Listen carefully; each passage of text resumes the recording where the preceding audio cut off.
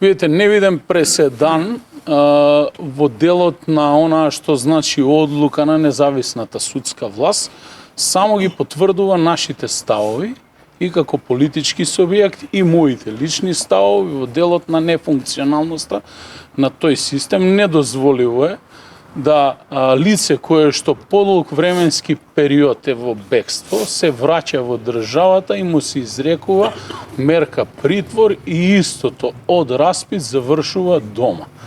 Значи, сериозна држава не смее да си дозволи такви преседани, но оставам на институциите на системот да се позанимаваат со ова. Што тоа значи?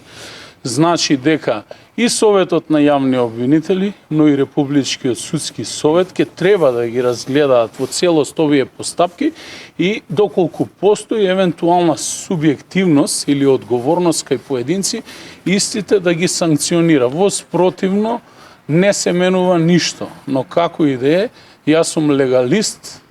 Видите, кога бев обвинет, јас редовно се појавував на сите судски рочишта. Го повикав господинот Груби да го следи тој пример. За жал беше одсутен од државата повеќе од 14 месеци, се врати и заврши во домашен притвор, што е недозволиво за еден сериозен систем. Сакаме во Европа, сакаме да напредуваме, ќе мора да ги делиме и европските вредности во делот на поделба на правдата во државата.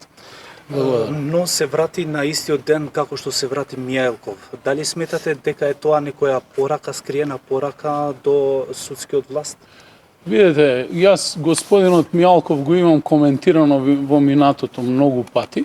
Немам намера да го коментирам повеќе, бидејќи не е актуелен, но како и да е, вие многу добро ги ставивте во иста група и господинот Мијалков и господинот Груби. Ако се сеќавате, господинот Груби, кога го промовираше Коридорот 8, од истиот тој негов проект остана само онаа маичката која што ја остави на лице место со бројот 8 на неја и потоа тој исчезна. Денеска го гледам и господинот Мијалков како слободен граѓанин, но дополнително и господинот Груби кој што дојде да се соочи со правдата, но за жал мене како граѓанин ваквото однесување или ваквата постапка од делот на ставање во куќен притвор не ме задоволува.